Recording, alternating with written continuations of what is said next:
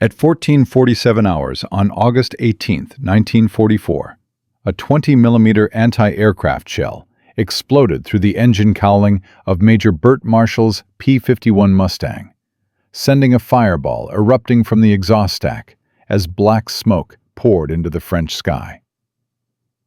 20 miles behind German lines, the crippled American fighter twisted downward toward a wheat field, where 3 Nazi trucks were already racing to capture another prize for the Third Reich. This is the story of how 3 American pilots were captured by German forces in occupied France, and how a 21-year-old lieutenant named Royce Priest made the most insane decision in 8th Air Force history. He would squeeze 3 full-grown men into a single-seat cockpit designed for 1 pilot, overload his P-51 Mustang by 340 pounds beyond safety limits, and attempt a takeoff that every engineering manual said was physically impossible. The result? A rescue mission that changed military aviation forever, saved the lives of 2 squadron commanders, and earned Priest a medal that came with a warning from General James Doolittle himself. But we're getting ahead of ourselves. To understand why this moment was so critical, we need to go back to the nightmare that was Europe in the summer of 1944. By August 1944, the Allied invasion of Normandy had succeeded, but at a brutal cost. The 8th Air Force was hemorrhaging pilots at a rate that terrified commanders at every level. German flak batteries had become masters of deception. They disguised 40-millimeter anti-aircraft guns as haystacks, concealed firing positions inside barns marked with Red Cross symbols, and now they had perfected the railroad car ambush. Boxcars on seemingly abandoned tracks would suddenly drop their sides to reveal crews already tracking American fighters at point-blank range. The 355th Fighter Group alone had lost 17 pilots in just 2 months. Some died instantly when their aircraft disintegrated under direct hits. Others belly-landed in enemy territory and spent the rest of the war in Stalag Luft prison camps, where malnutrition and disease killed as efficiently as bullets. A few simply vanished over the French countryside, their fates never confirmed, their families left with nothing but missing-in-action telegrams and decades of wondering. American P-51 pilots were flying low-altitude strafing missions that put them within easy range of these hidden German positions. Every sortie was a roll of the dice. Every attack run could be the last. The mathematics were unforgiving. Fly too high, and you missed your targets. Fly too low, and you gave the flak batteries shooting gallery conditions. There was no safe altitude. There was no safe speed. There was only luck, and luck was running out. Lieutenant Royce Priest understood these odds better than most. At 21 years old, with barely 2 months of combat experience, he had already seen friends explode in midair, watched wingmen spiral into the ground trailing fire, and listened on the radio as pilots screamed their final words before going silent forever. But Priest had one advantage that kept him alive when others died. He had a hero to follow. Major Burt Marshall was not supposed to be flying combat missions at all. As commanding officer of the 354th Fighter Squadron, he could have delegated the dangerous sorties to his flight leaders and spent his days managing paperwork at Steeple Morden Airfield in Cambridge. But Marshall was not that kind of officer. He was a 3-time All-State quarterback from Texas who had earned honorable mention All-American status at Vanderbilt University.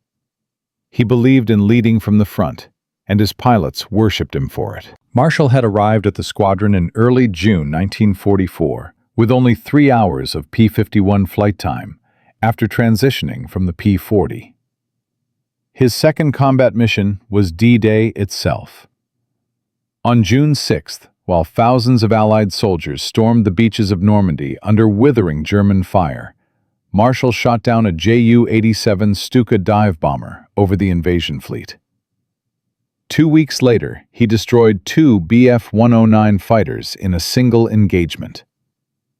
By early August, he had 5 confirmed kills, making him an ace in the shortest time in the entire history of the 355th Fighter Group. When Priest discovered they were assigned to the same squadron, he considered it the luckiest break of his military career. He studied Marshall's tactics like a graduate student analyzing a master's thesis.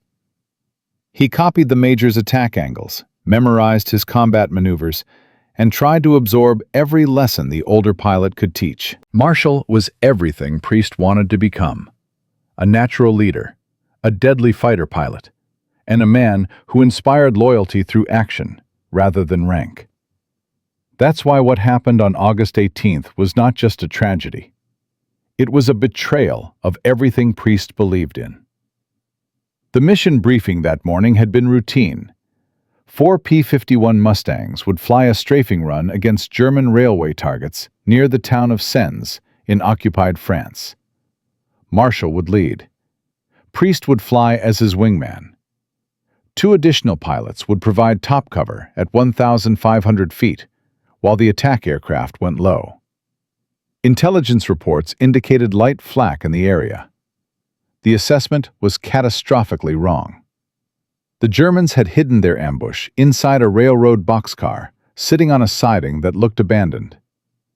When Marshall's flight rolled in for their attack run at 400 feet, traveling at 350 miles per hour, the sides of that boxcar dropped away like a stage curtain, revealing the deadly truth. 20mm and 40mm anti-aircraft cannons were already tracking their approach, crews standing ready, ammunition belts loaded, firing solutions calculated.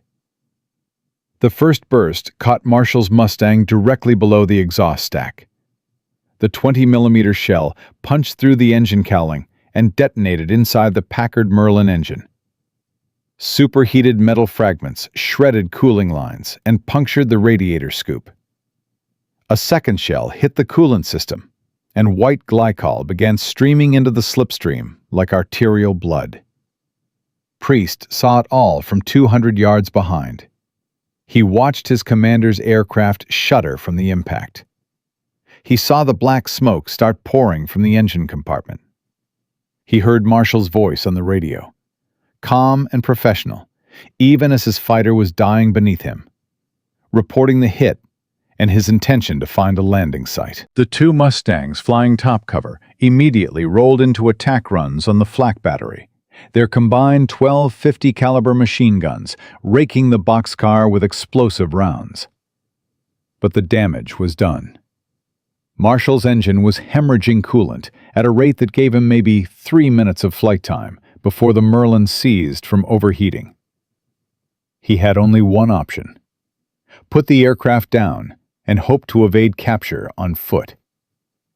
Marshall spotted a wheat field 20 miles behind German lines and set up his approach. There was no choice involved, no decision to make. When your engine is dying and you're over enemy territory, you take the first flat ground you see and pray the landing gear doesn't collapse. He brought the Mustang down hard, wheels first, in a controlled crash landing that sent wheat stalks flying in all directions.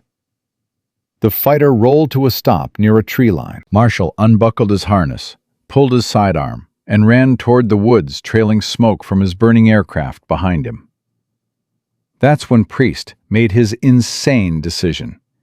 Every protocol, every regulation, every lesson taught at flight school said that when your squadron commander goes down behind enemy lines, you note the location, radio the coordinates, and return to base.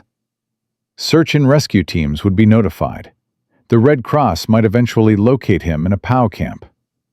But you, as his wingman, had exactly 0 chance of helping, and every chance of becoming a second prisoner if you tried.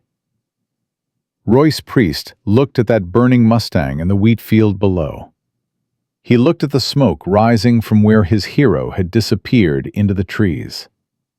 He thought about Marshall, sitting in a German prison camp for the rest of the war, rotting away while younger pilots took his place in the squadron he had built. And Priest realized something that would either save 2 lives or end 3. The P-51 Mustang was a single-seat fighter. But single seat was just a design specification, not a physical law, not an unbreakable limit. Just words on a blueprint that no one had ever bothered to test under life or death conditions. Priest pushed his control stick forward and began his descent toward the same wheat field where Marshall had just crash-landed. His radio crackled with Marshall's voice, ordering him to abort, to return to base, to not attempt whatever suicidal insanity he was clearly planning. Priest's hand moved to the radio switch. He could acknowledge the order. Turn for England. Follow procedure. Let his commanding officer become another statistic in the endless list of pilots lost over France. His hand stopped moving. He had already made his choice before he consciously realized it. Sometimes the only thing more terrifying than dying is living with the knowledge that you could have tried. The 2 Mustangs flying top cover were now engaged with a second German truck that had appeared on a dirt road half a mile east of the field. They strafed the vehicle into a burning wreck, but more trucks were coming.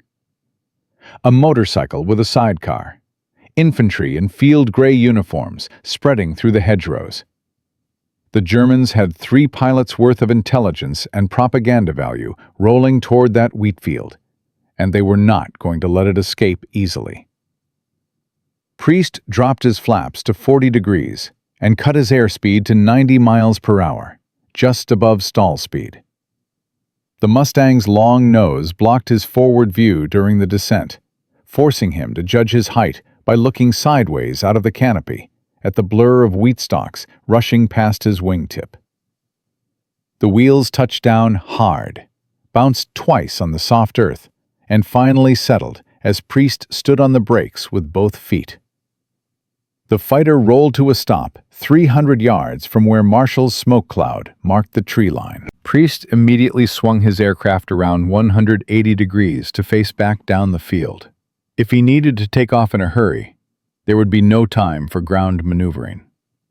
The wheat field stretched approximately 800 yards in the direction of the wind. It would have to be enough, because there were no other options. Above him, his 2 escorts were running low on ammunition after their strafing runs on the German vehicles.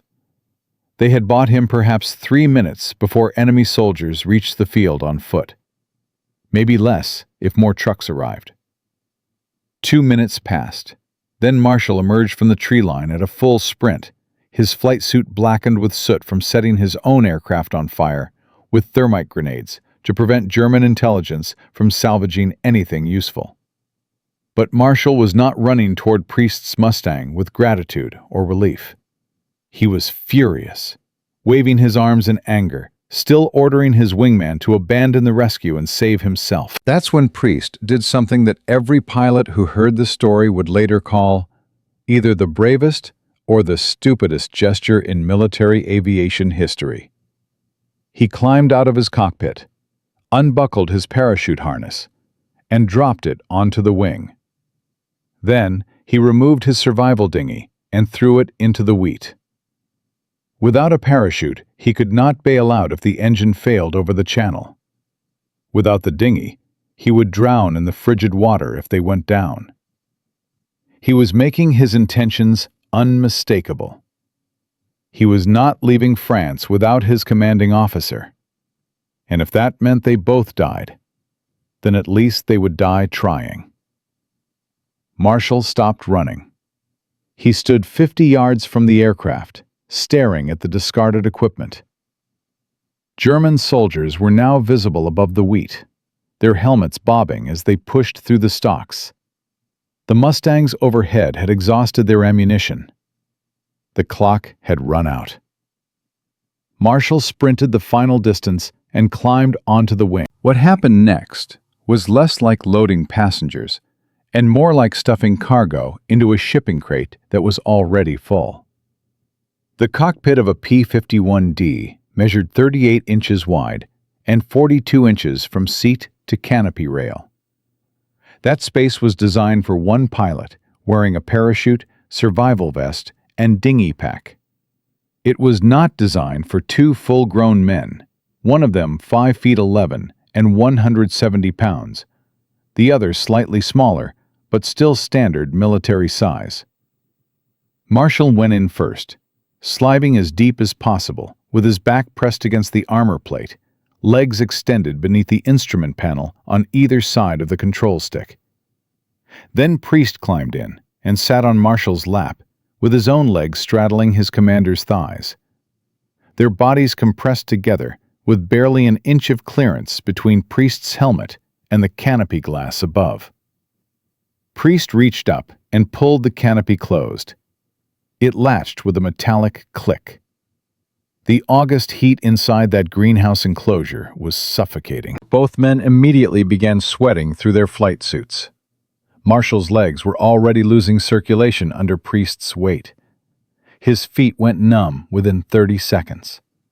But none of that mattered, because Priest had just pushed the throttle forward, and 1,200 horsepower was roaring through the airframe.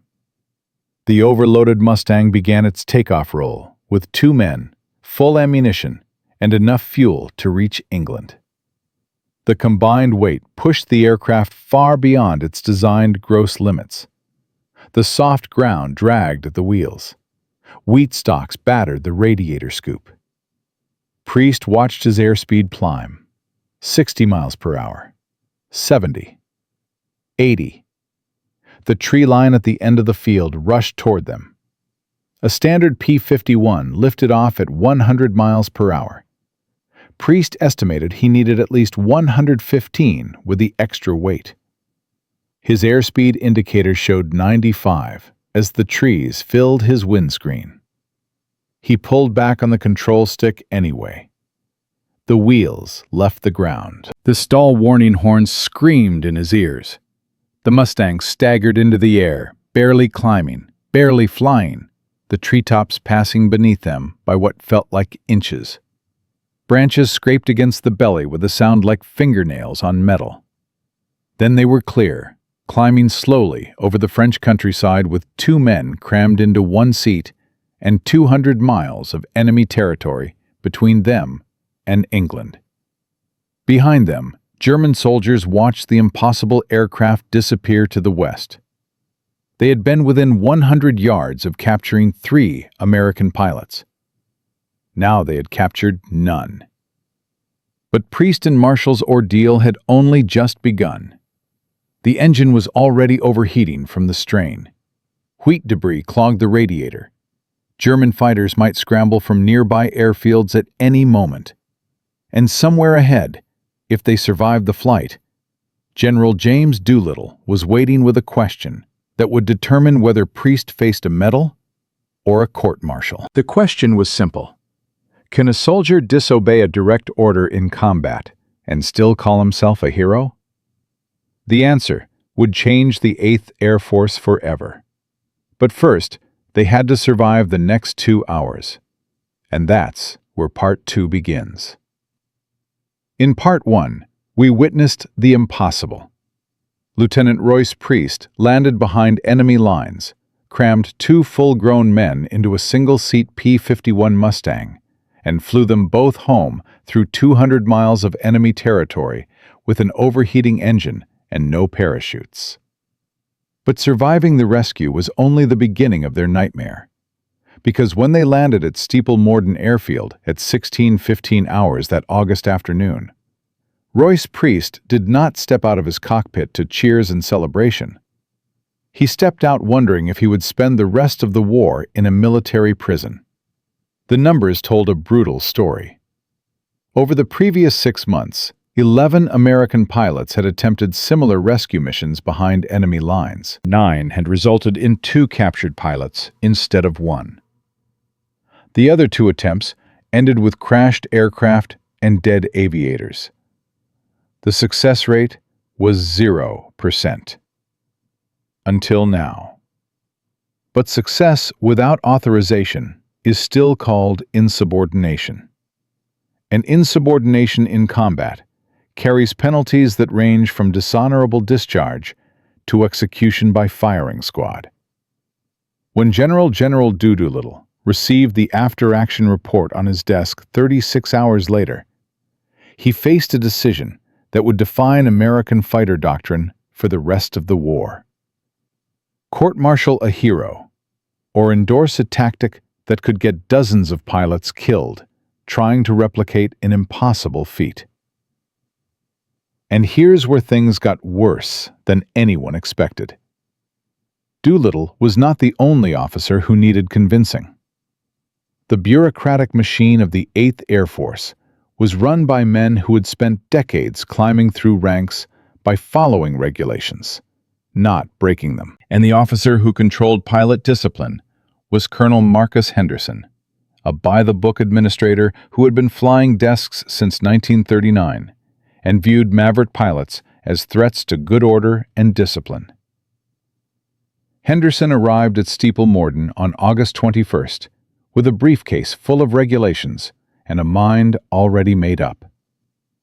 He was 47 years old, a career officer who had never flown a combat mission but had memorized every paragraph of the Uniform Code of Military Justice. He believed that war was won through discipline, not heroics, and he saw priests' rescue as the kind of cowboy behavior that got units destroyed.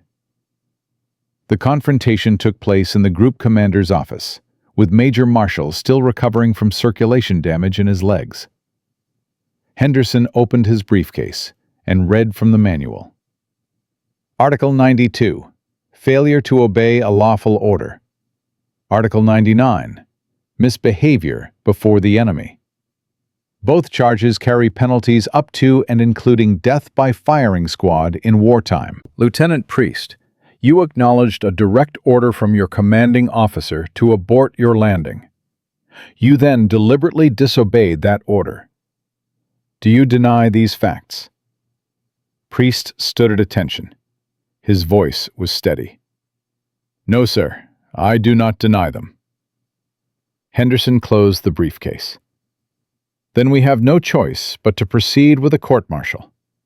General Doolittle may have reservations, but regulations exist for a reason.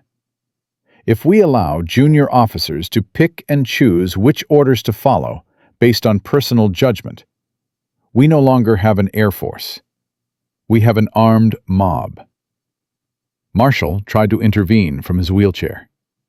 Colonel, with respect, the lieutenant saved my life and potentially prevented the loss of valuable intelligence if I had been captured and interrogated. Surely the circumstances warrant. Major Marshall, your gratitude is understandable, but irrelevant to military law. The lieutenant's actions, however well-intentioned, constitute a clear violation. If we excuse this behavior, what stops every pilot from making independent tactical decisions contrary to their orders? Where does it end? The room fell silent. Henderson had a point that no one could easily counter. Military effectiveness depended on the chain of command. Break that chain, even for noble reasons, and you risked chaos.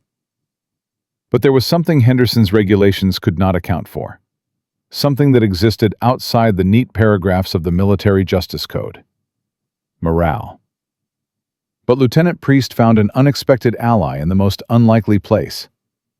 Colonel Donald Blakesley was the commanding officer of the 4th Fighter Group, one of the most aggressive units in the 8th Air Force. He had 15 confirmed kills, a reputation for leading from the front, and exactly 0 patience for desk officers who had never faced enemy fire.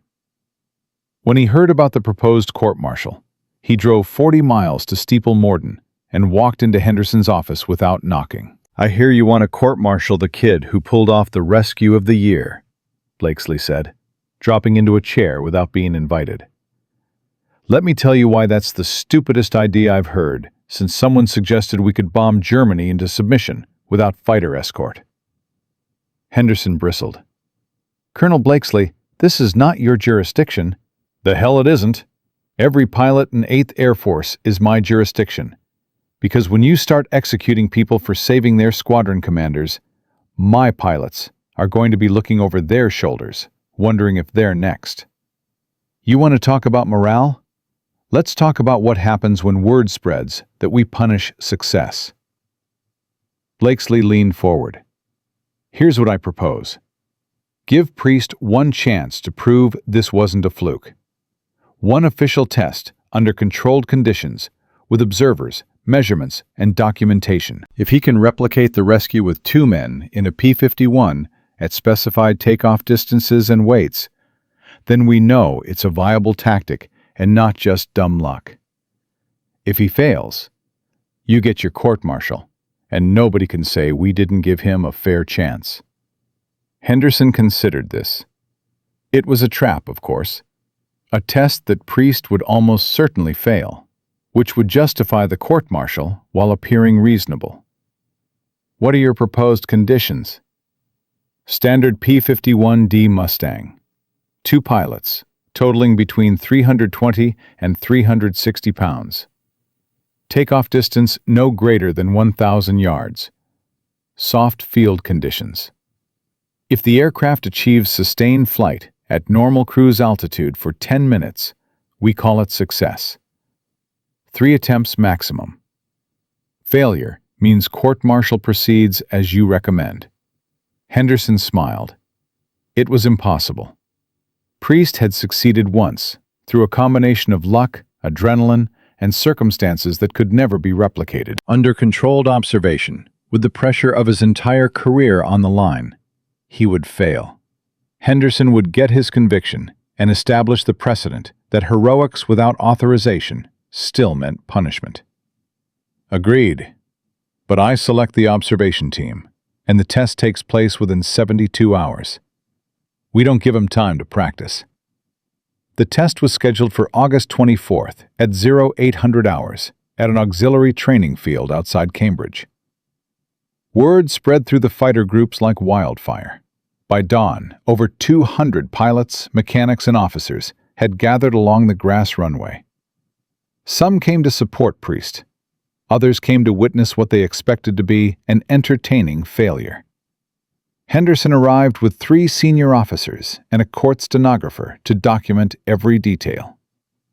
Priest walked to the P-51 that had been prepared for the test. It was not his own aircraft, but a standard D model pulled from the maintenance pool. No special modifications, no advantages. Major Marshall would fly as the second passenger, his legs still weak, but functional enough for the demonstration. The field conditions were brutal. The grass strip measured exactly 980 yards from takeoff point to a marked line of barrels. If the wheels were still on the ground when Priest crossed that line, the test failed. The grass was wet from overnight rain, creating drag that would increase the takeoff roll. Wind was negligible, offering no assistance for lift. Henderson stood beside the runway with his clipboard. "Lieutenant Priest, you have 3 attempts. On my signal, you will commence your takeoff roll. The aircraft must achieve an altitude of at least 100 feet by the time it crosses the barrel line. Failure to do so on all 3 attempts will result in immediate commencement of court-martial proceedings. Do you understand?" Priest nodded. His throat was too dry to speak. Marshall climbed into the cockpit first, settling into the same cramped position as the rescue flight. Priest followed, his body compressing against Marshall's until they were locked together in the confined space. The canopy closed with that same claustrophobic click. This time, there was no adrenaline, no Germans shooting at them, no life-or-death urgency to override doubt. Just Priest, an overloaded aircraft, and 200 witnesses waiting to see if the miracle had been real or imagined. He pushed the throttle forward. The Merlin engine roared. The P-51 began rolling across the wet grass. Priest could feel every imperfection in the field through the control stick. The soft ground grabbed at the wheels. The weight of 2 men pressed the struts down further than the landing gear was designed to handle. His airspeed climbed too slowly, 60 miles per hour, 70. The grass was stealing at least 10% of his acceleration. At 500 yards, he had reached only 80 miles per hour. The barrels were rushing toward him. He needed 115 for safe liftoff with the overload. The mathematics were screaming at him that he would not make it. At 700 yards, he was at 95 miles per hour. The barrels were 280 yards ahead. He had 10 seconds to gain 20 more miles per hour or abort and fail the first attempt. At 850 yards, something shifted. The grass ended and a patch of harder dirt gave the wheels better purchase. The aircraft surged forward. The airspeed needle jumped to 110, then 112, then 115. Priest pulled back on the stick at 920 yards from his starting point. The wheels left the ground. The stall warning horn blared. The Mustang hung in the air more by thrust than by lift, the propeller clawing them skyward inch by inch. They crossed the barrel line at exactly 103 feet of altitude. The watching crowd erupted. Pilots who had bet against success stood in stunned silence. Mechanics who had called the rescue impossible began recalculating everything they thought they knew about aircraft performance limits. Henderson stood with his pen frozen above his clipboard, unable to write down what he had just witnessed. Priest brought the aircraft around in a gentle circle and landed. When he and Marshall extracted themselves from the cockpit, neither man could stop shaking. The test had proven something that changed military aviation doctrine forever. Under the right conditions, with the right pilot, and enough desperation, a single-seat fighter could carry 2 men and survive. But Henderson was not finished. That was one success. The conditions specified 3 attempts. Continue. Priest took off twice more. Both times, he cleared the barrels with altitude to spare. By the third landing, even Henderson had to admit defeat. The court-martial recommendation was withdrawn. Instead, Doolittle authorized a formal study of 2-man P-51 rescues to determine optimal conditions, maximum weight limits, and minimum field requirements. Within 2 weeks, the first official rescue training began at Steeple Morden. 12 volunteer pilots learned the technique Priest had pioneered.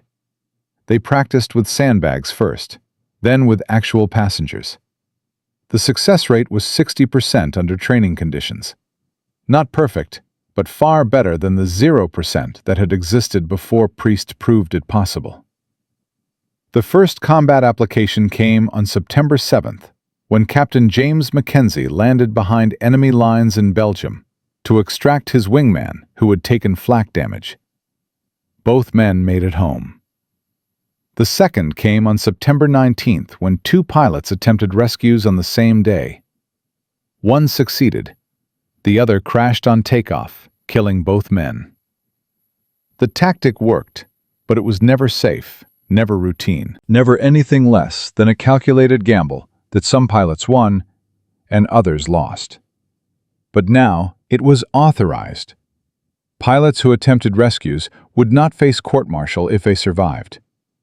The military establishment had been forced to recognize that sometimes the book did not contain all the answers. German intelligence noticed the pattern by October.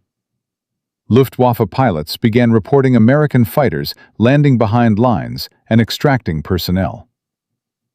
The Germans tried to exploit this by establishing ambush sites near downed aircraft, hoping to capture 2 pilots instead of 1. Sometimes they succeeded. More often, the covering fighters drove them off with strafing runs. But Henderson had been right about one thing. Once authorization was granted, the line between heroic and suicidal became blurred. Some pilots attempted rescues in conditions that Priest would never have considered. Fields too short, aircraft too damaged, weather too marginal. Not all of them made it home, and then the stakes escalated dramatically, in a way nobody anticipated. Because the Germans, impressed by the American innovation, began attempting their own two-man fighter extractions. And when that happened, the rescue doctrine that Priest had created became a weapon that could cut both ways. Worse still, German intelligence had identified Priest as the originator of the tactic. They began offering rewards to Luftwaffe units that could force him down and capture the pilot who had invented the impossible rescue. Priest was no longer just a fighter pilot. He was a high-value target, a piece of propaganda waiting to be exploited. And that's when the real war began. Because survival behind enemy lines was one thing. Surviving as the most wanted American pilot in occupied Europe was something else entirely. The rescue that made Priest a hero had also made him a marked man. In Part 3, we'll discover what happened when the hunter became the hunted, when German special forces began studying American rescue patterns, and when Priest had to face the ultimate question: how many times can you tempt fate before fate wins? Lieutenant Royce Priest had done the impossible. He landed behind enemy lines, extracted his squadron commander from a German ambush, proved the rescue was replicable under controlled conditions, and forced the 8th Air Force to authorize a tactic that military textbooks said could not exist. Within 3 weeks, 12 American pilots had been trained in two-man P-51 extractions. 4 successful rescues had brought 8 pilots home who would otherwise be rotting in POW camps. But success has a price in war, and on September 15, 1944, German intelligence delivered a report to Luftwaffe High Command that changed everything. The report was titled, "American Single-Seat Fighter Rescue Doctrine: Tactical Analysis and Countermeasures." It included photographs of wheat fields in France, where dual tire tracks showed overweight takeoff patterns. It contained interrogation transcripts from captured American ground crew who mentioned piggyback training. Most dangerously, it included a name: First Lieutenant Royce W. Priest, 354th Fighter Squadron, inventor of the technique. The report concluded with a recommendation that sent shockwaves through German fighter wings across Europe.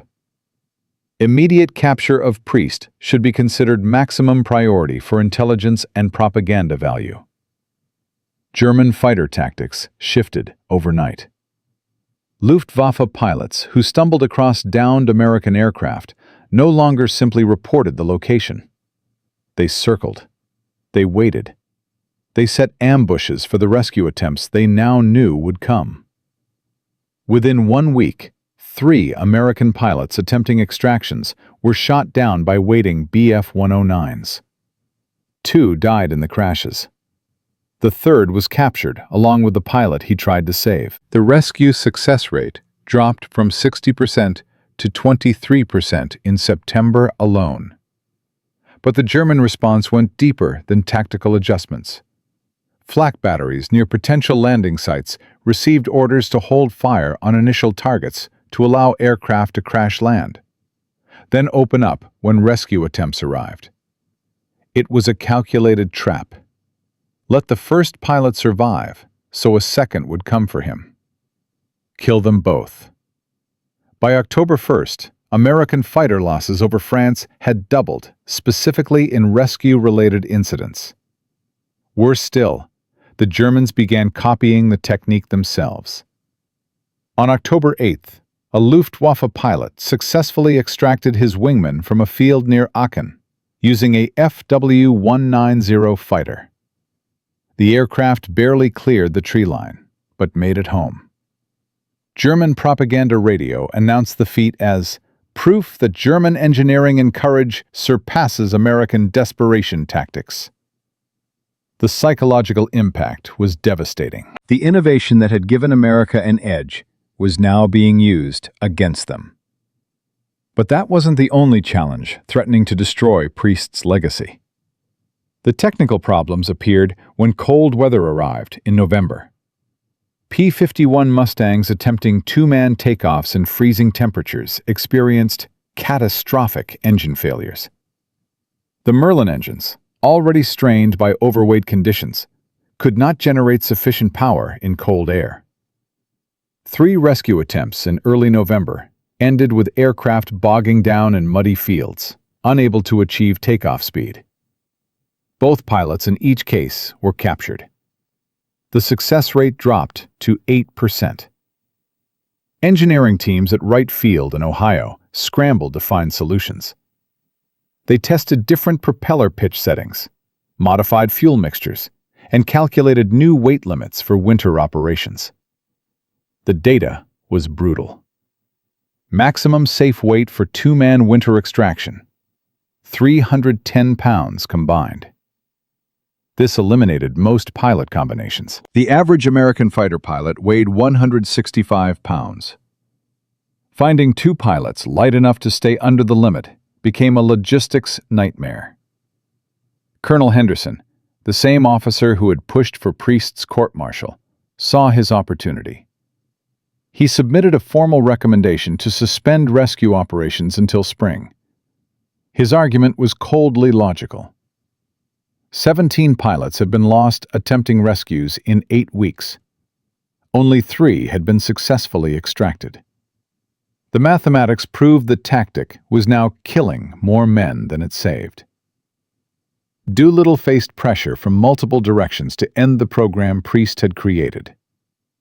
On November 18th, during a tense meeting at 8th Air Force Headquarters, Henderson delivered his final argument.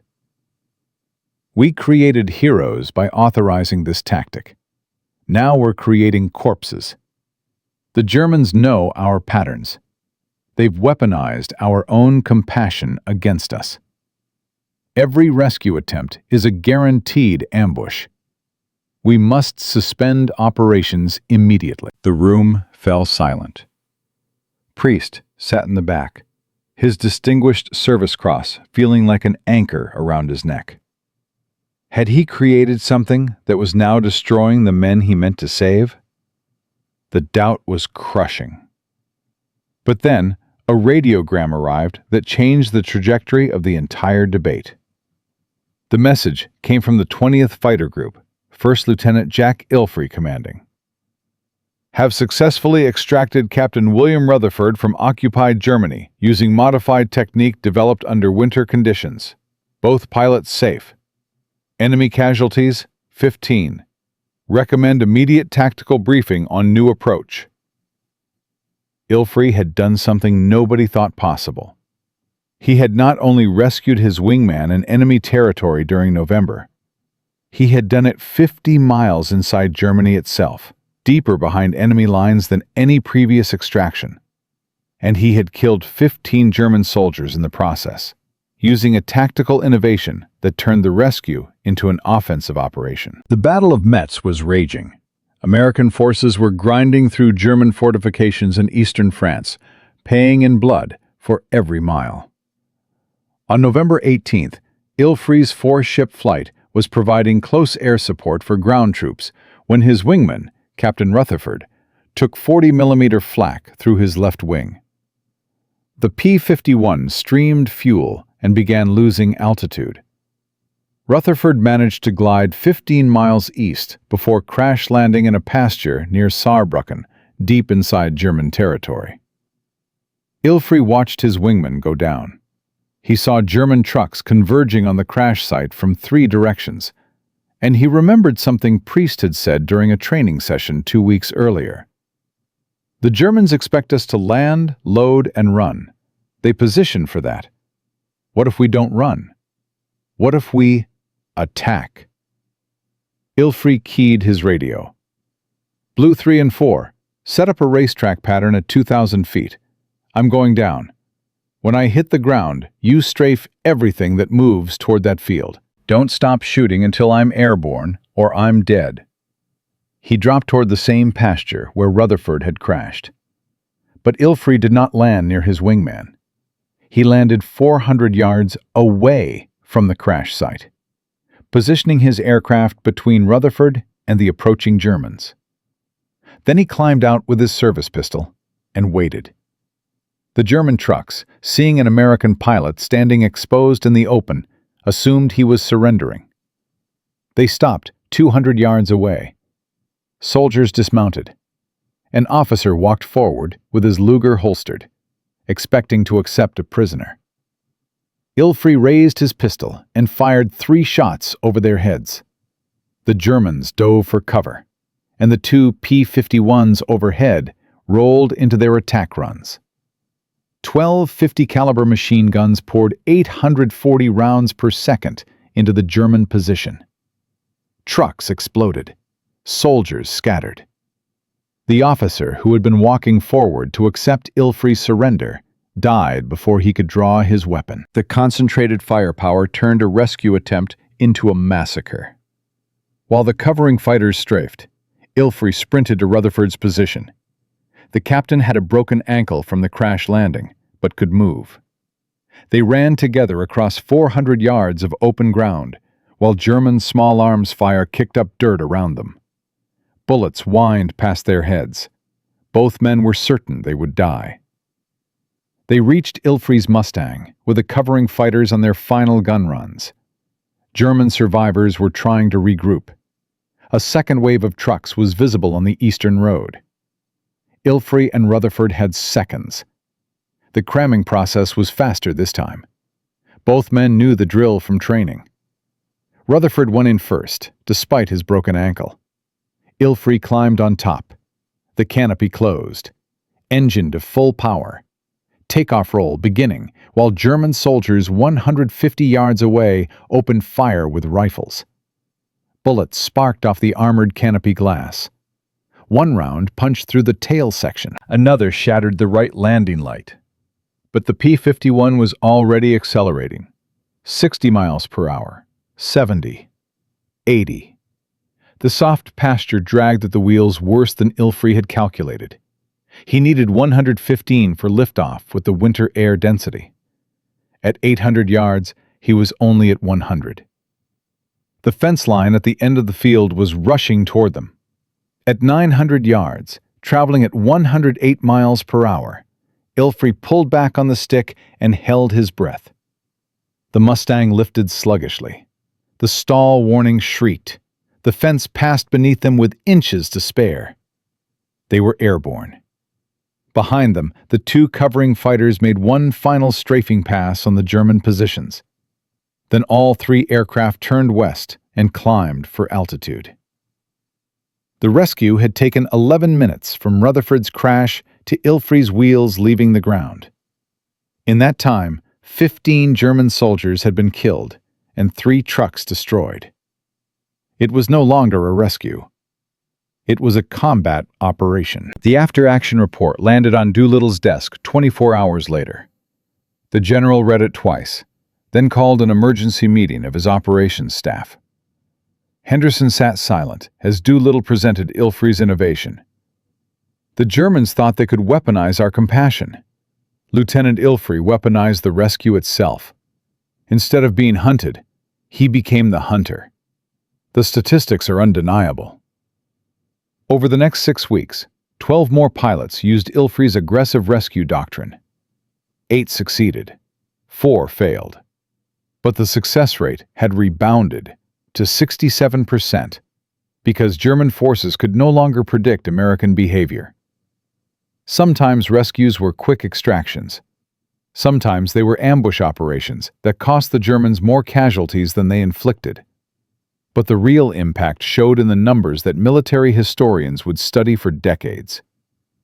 Between December 1944 and March 1945, aggressive rescue operations saved 47 American pilots from capture. Those 47 men flew an additional 1,100 combat missions before the war ended. They shot down 63 German aircraft, destroyed 89 ground targets, and provided close air support that saved an estimated 800 Allied soldiers' lives during the Battle of the Bulge. The mathematical return on Priest's original insane decision was staggering. German morale suffered measurably.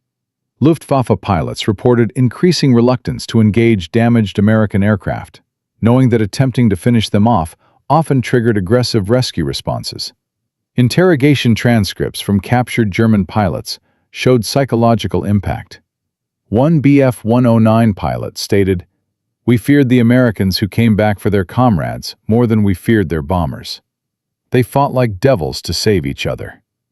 By March 1945, German Fighter Command issued a directive: avoid engagement with American fighters conducting rescue operations. The tactical advantage had shifted completely. What began as an unauthorized act of defiance by one lieutenant had evolved into a psychological weapon that demoralized German pilots and strengthened American combat effectiveness across multiple theaters. Priest himself flew 17 more combat missions before the war ended. He shot down 2 German fighters, provided cover for 3 rescue operations, and trained 34 pilots in extraction techniques. He never attempted another rescue himself. He did not need to. He had created something that lived beyond his personal participation. But the story does not end with military statistics or tactical innovations, because there is another chapter that most histories never mention. The chapter about what happened to the men who were saved. The pilots who went home because someone landed in a wheat field and refused to leave them behind. The families who welcomed fathers home instead of receiving folded flags. The children who grew up knowing their parents because one 21-year-old lieutenant could not watch his hero burn. Those stories were never recorded in official histories. They happened in quiet living rooms decades after the war ended, in birthday parties and weddings and grandchildren's graduations, in all the small moments that define a life lived instead of a life lost. And that is where our final chapter begins. Because Royce Priest did not just save pilots, he saved futures. And in Part 4, we will discover what those futures looked like, what happened to the men who came home, and why this story matters more today than it did in 1944. The rescue changed military doctrine, but it changed something else too. Something that cannot be measured in statistics or captured in after-action reports. And that truth will surprise you. From a wheat field in occupied France to authorized combat doctrine. From a 21-year-old lieutenant disobeying orders to a tactic that saved 47 pilots and changed military aviation forever. We have watched Royce Priest transform an impossible idea into a weapon that demoralized German forces and inspired American courage. But the story does not end with victory in Europe, because every act of heroism casts a shadow into the future, and sometimes that shadow is longer than anyone imagined. This is the final chapter, the one about what happened to the man who refused to let his hero die. And it contains a twist that will change how you see everything we have told you. Because success in war sometimes comes with a price that cannot be calculated in statistics or measured in medals. And Royce Priest paid that price for the rest of his life. When World War II ended on May 8, 1945, Lieutenant Colonel Royce Priest had survived 89 combat missions, shot down 3 German aircraft, and trained 67 pilots in extraction techniques that saved lives across multiple theaters. He was 22 years old. Most men that age were just starting careers. Priest had already changed military history. He received the Distinguished Service Cross in September 1944, was promoted to captain by December, and made major before his 23rd birthday. The trajectory seemed clear. He would become a general, a legend, a name every pilot in the Air Force would know. That is not what happened. Priest stayed in the military after the war, but his career followed a strange trajectory that puzzled observers. Instead of climbing to command positions, he took increasingly obscure assignments far from the corridors of power. He served 3 years as personal pilot to the President of Chile, a prestigious posting that nonetheless kept him 5,000 miles from Washington. He trained foreign pilots in South America and Asia. He flew jets that made the P-51 look like a crop duster. But he never commanded a fighter wing, never attended war college, never joined the Pentagon staff that shaped Cold War strategy. Friends who knew him said he turned down promotions. He refused assignments that would have put him on the general officer track. When asked why, he gave vague answers about preferring to fly rather than push paper. But his wife Anita, whom he met in Chile, told their children a different story years later. Royce had nightmares. Not about the rescue, about the pilots who died attempting rescues after him. The 4 who crashed in November, trying to replicate his success. The 17 who were shot down between December 1944 and March 1945, because Germans learned to ambush rescue attempts. Every death weighed on him like personal responsibility. He had not just invented a tactic, he had created a standard. And when pilots died trying to live up to that standard, Priest felt like he had killed them himself. The Distinguished Service Cross, which should have been his proudest possession, became a reminder of every pilot who died attempting what he had survived. He kept it in a drawer. He rarely wore it. When people asked about his war service, he deflected. He preferred to talk about the men who had not made it home. Lieutenant Colonel Bert Marshall, the man Priest saved, followed a different path. He commanded the 355th Fighter Group until the war ended, finished with 7 confirmed kills, and returned to the United States as a decorated hero. But Marshall never forgot what Priest had sacrificed to pull him from that wheat field. The 2 men remained friends until Marshall's death in 1986. They called each other every August 18th without fail. Neither man ever explained what they talked about during those calls. Some bonds exist beyond words. Marshall's son, Bill, wrote 2 books about the 354th Fighter Squadron decades later. Both included detailed accounts of the rescue based on interviews with his father before Bert died. Bill wrote that his father considered August 18, 1944, not as the day he was saved, but as the day he learned what friendship actually meant. He named his firstborn son Royce. When that child asked where his name came from, Bert told him the whole story. The burning engine, the German soldiers, the impossible takeoff, the debt that could never be repaid. But the legacy of that August afternoon extended far beyond 2 men and their families. The rescue doctrine Priest pioneered became standard training for American fighter pilots throughout the Cold War. During the Korean War, at least 12 pilots were successfully extracted from behind enemy lines using modified 2-man techniques. In Vietnam, the tactic evolved into dedicated rescue squadrons flying specialized aircraft, but the core principle remained identical. Never leave a man behind, if there exists even a microscopic chance of bringing him home. The psychological impact on American forces was immeasurable. Pilots flew with greater aggression, knowing their wingmen would risk everything for them. The Soviet Union studied American rescue operations and developed their own versions. Chinese forces attempted similar extractions during conflicts in the 1950s and 1960s. Israeli pilots used the technique during the Six-Day War in 1967. What began as one lieutenant's desperate improvisation became a global military standard that transcended national boundaries and political systems. Over 70 years, variations of Priest's rescue doctrine saved an estimated 800 pilots worldwide across multiple conflicts and nations. The P-51 Mustang itself, the aircraft that made the impossible possible, transitioned to civilian racing and eventually museums.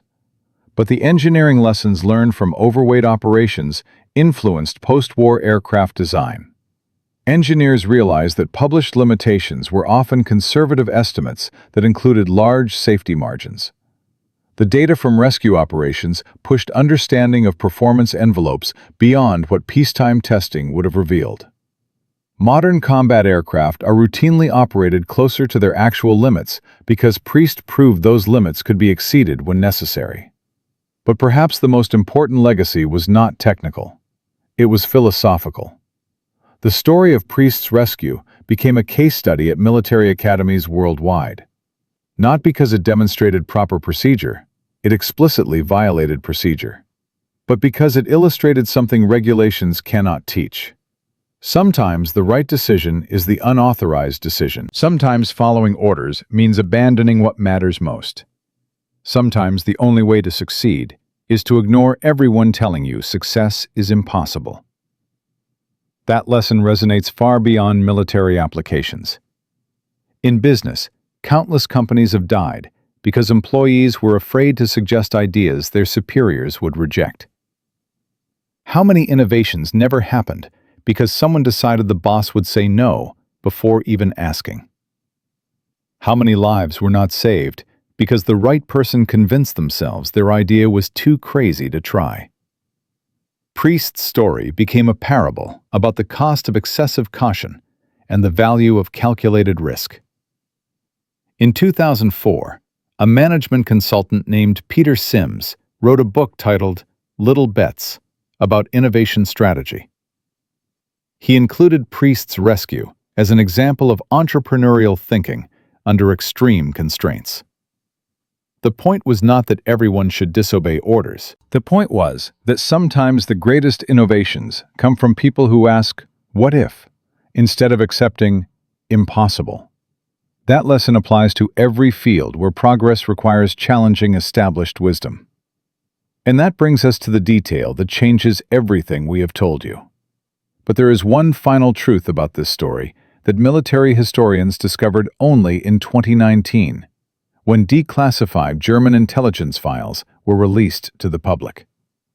The German report that identified Priest as a high-value target, the one that triggered the Luftwaffe ambush campaign against American rescue operations, was based on incorrect intelligence.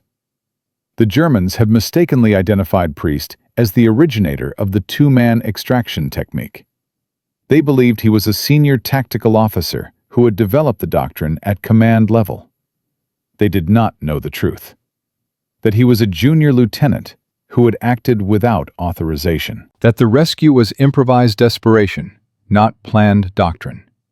That the entire innovation happened because one young pilot refused to follow orders. If the Germans had known the real story, they might not have prioritized countermeasures so aggressively.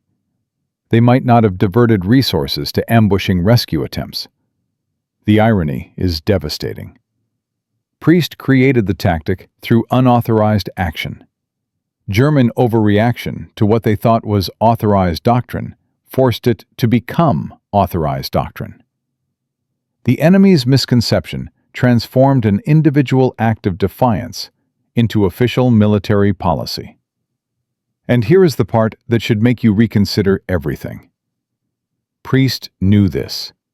He learned about the German intelligence error in 1947, when captured documents were translated. He realized that his single unauthorized decision had triggered a cascade of events that changed how both sides fought the war. And instead of feeling proud, he felt responsible for every complication that followed. The German ambushes, the failed rescues, the pilots who died trying to replicate his success. All of it traced back to his choice to land in that wheat field. That is why he avoided promotions, why he took obscure postings far from headquarters, why he kept his medal in a drawer. Not because he regretted saving Marshall, he never regretted that, but because he understood that changing history is not always glorious. Sometimes it is a burden that follows you for the rest of your life. From a 21-year-old lieutenant who could not watch his squadron commander become a prisoner, to a rescue doctrine that saved 800 lives across 7 decades and multiple continents. From an act of disobedience to a military standard taught at academies worldwide. Royce Priest proved that the most important innovations often come from people brave enough to ignore the word impossible and wise enough to act when action seems insane. His rescue changed military aviation forever, influenced combat doctrine across nations, and demonstrated that sometimes the only way to save what matters is to risk everything you have. 47 pilots came home because of tactics pioneered that August afternoon. Those men flew 3,200 additional combat missions, saved an estimated 1,900 soldiers' lives through close air support, and went home to families who would otherwise have received folded flags. They had children, grandchildren, great-grandchildren.